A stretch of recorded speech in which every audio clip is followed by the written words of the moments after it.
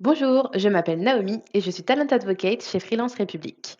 Dans cette nouvelle vidéo, on va aborder un autre thème important, comment bien préparer un entretien.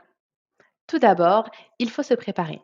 Beaucoup de freelances négligent l'importance de préparer un entretien car ce ne sont pas des postes en CDI. Or, c'est tout aussi important. Ça va maximiser vos chances de décrocher votre mission. Chez Freelance République, on y accorde une grande importance. Premier point, on vous conseille de convenir d'un call avec votre commercial. Si le contexte client est assez maîtrisé du côté de l'intermédiaire, il détient les informations nécessaires permettant de se préparer convenablement aux attentes du client. Chez Freelance République, il s'agit soit d'un call, soit d'un échange en visioconférence. Troisième point, renseignez-vous sur la société.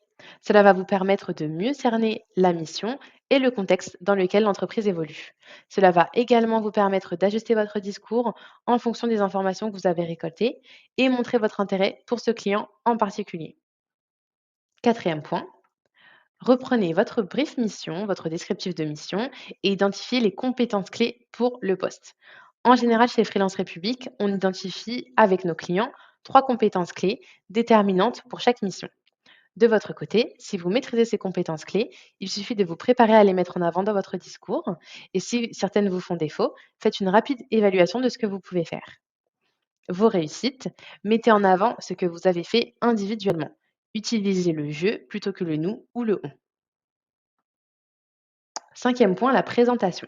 D'abord, donnez rapidement les informations pertinentes, vos diplômes, vos formations, vos certifications, les entreprises dans lesquelles vous avez travaillé, etc.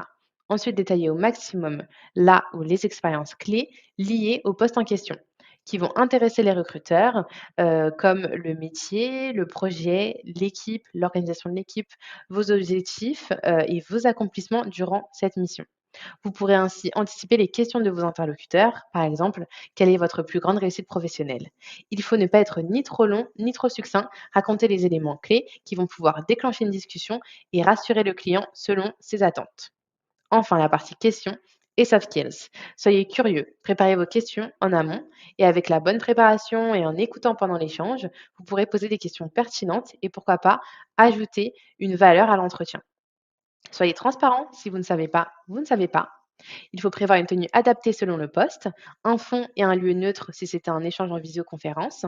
Soyez à l'heure, prévenez en cas d'empêchement et souriez. Soyez naturel et détendu pour instaurer un bon climat, une bonne ambiance durant tout l'échange.